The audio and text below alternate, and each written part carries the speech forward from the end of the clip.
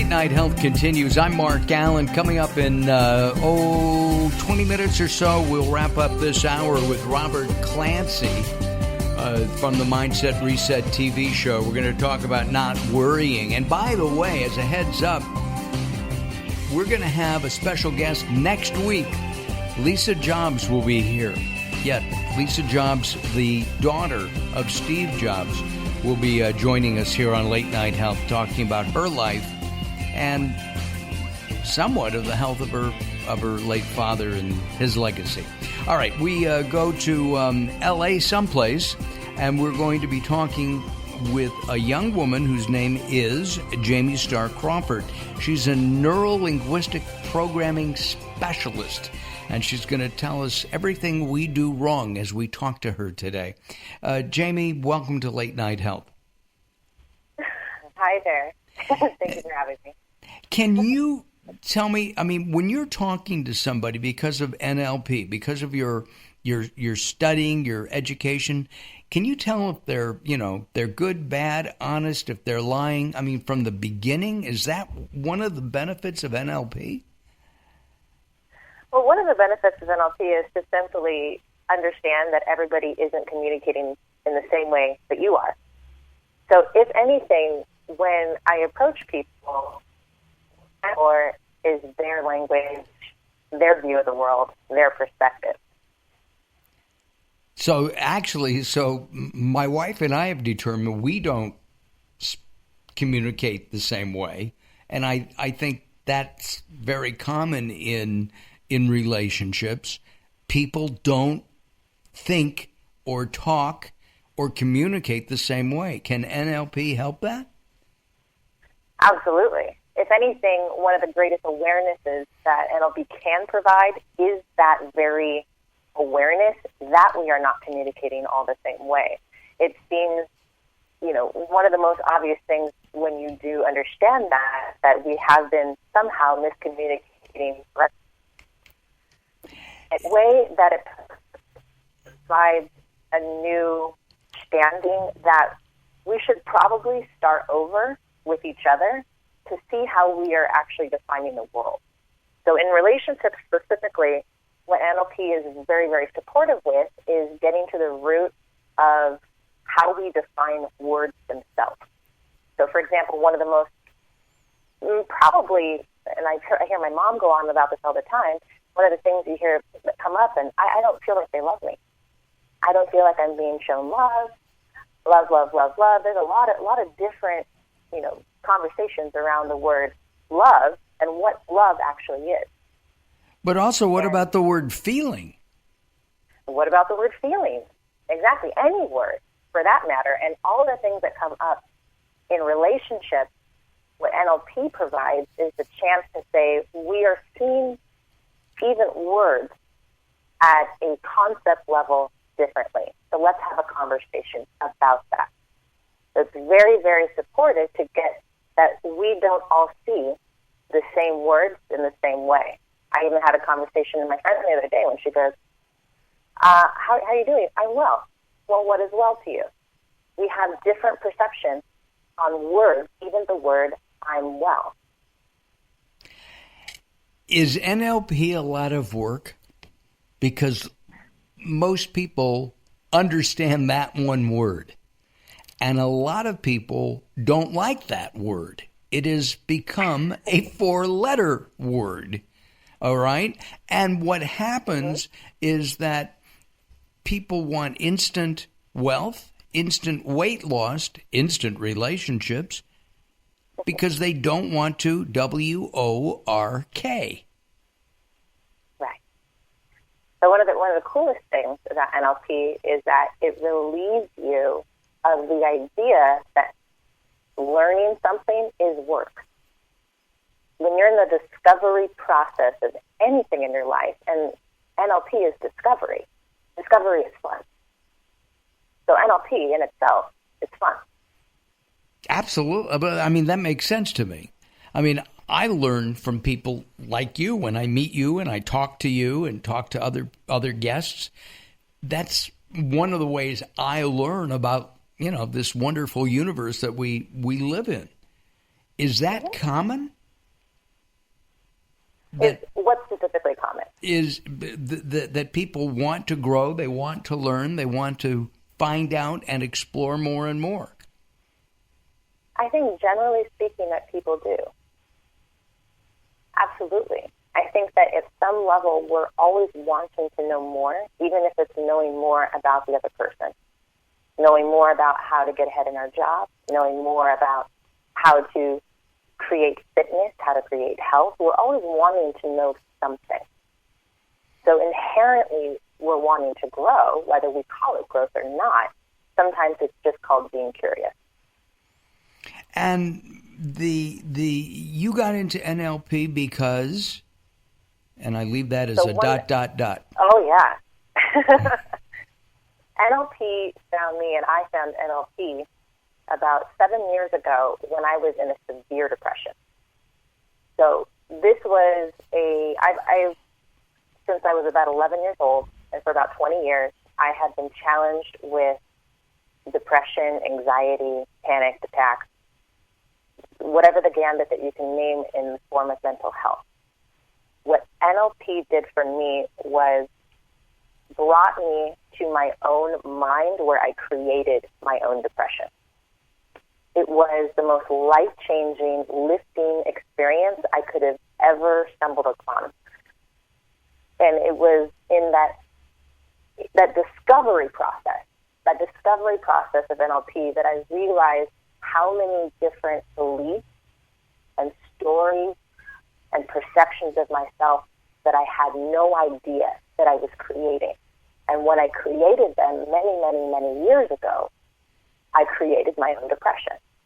I created my own anxiety. So when getting that awareness, getting that understanding, it was like piece by piece lifting off the blinders. And since that moment, I haven't had one episode since. And in fact, I don't feel like it's in my reality that I can create depression. So at the same time, had you tried traditional therapies such as psychology and counseling and things of that nature?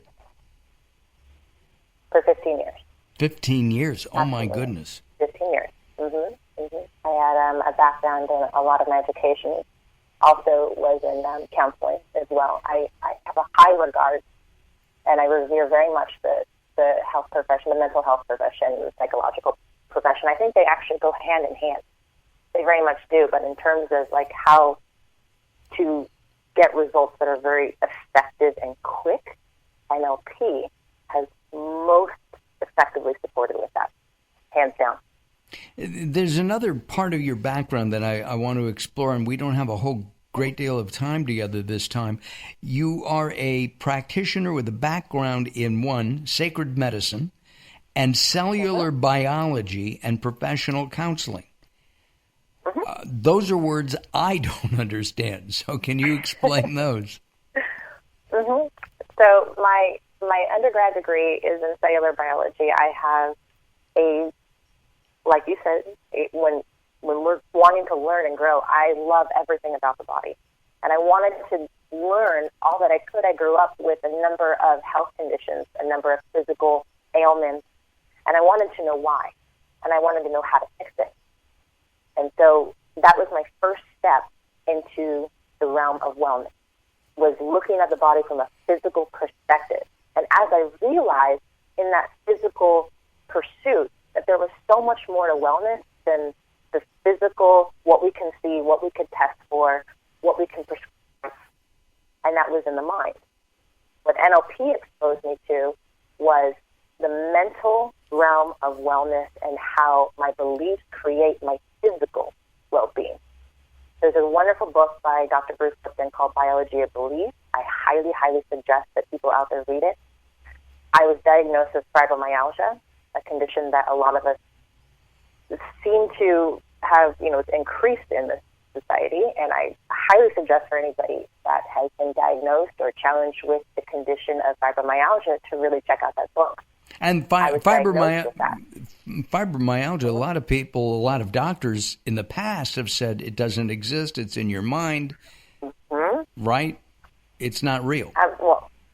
Oh, absolutely. And I think that's one of the biggest constituents right there is that when you tell somebody who is in their world, in their body, in their mind, experiencing that is one of the biggest ways to shut them down emotionally and keep them in that condition, keep them in that way, because what they want so much in that moment is for somebody to recognize and acknowledge that what they are going through really does exist for them.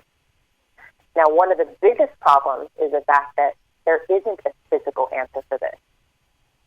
And that's where Western medicine stops and other different kinds of medicine begin. And what I had learned in my studies is that fibromyalgia is very, almost entirely emotional-based, emotional and energetically based. That fibromyalgia is stuck emotion, stuck trauma, stuck energy in the muscles and in the organs. And when it's been lingering there and people suppress that, then that's when I get the physical manifestation of the pain.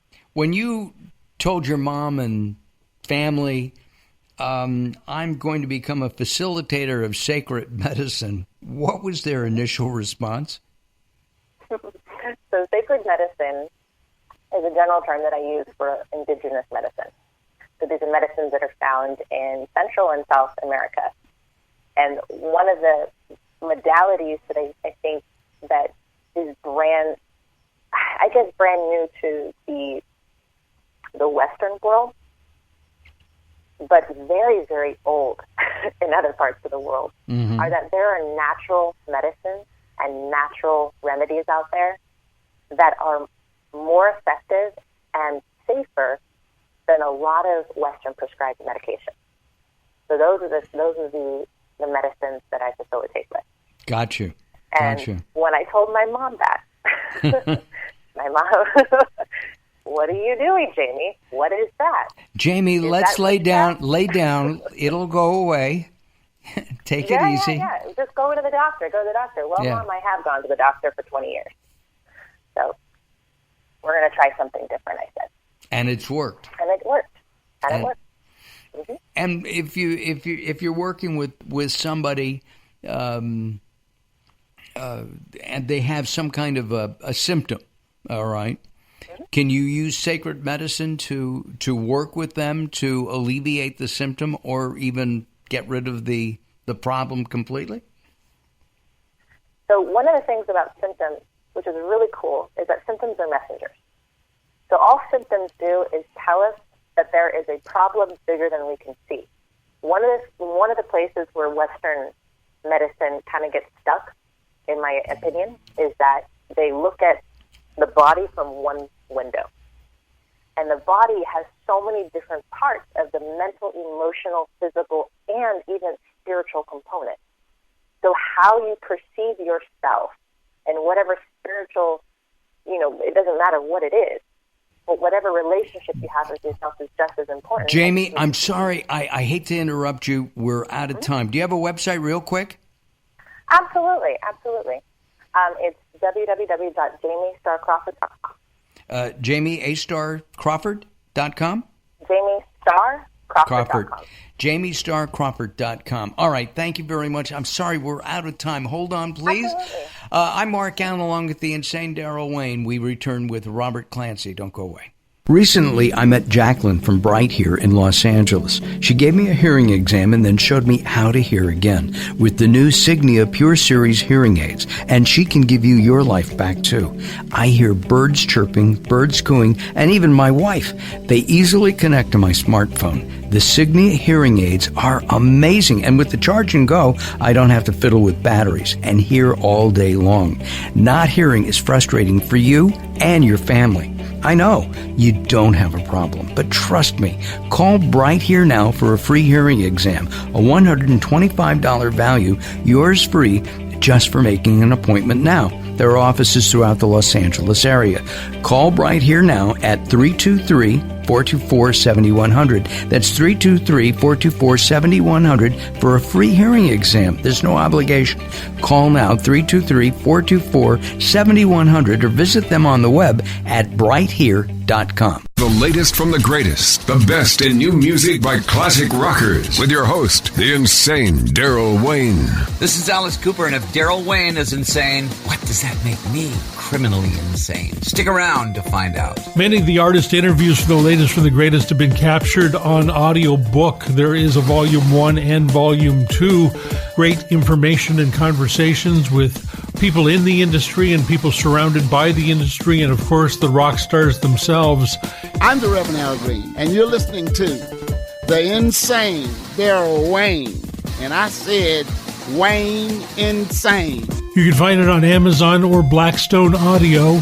Search for the latest from the greatest from Daryl Wayne, Darrell Wayne.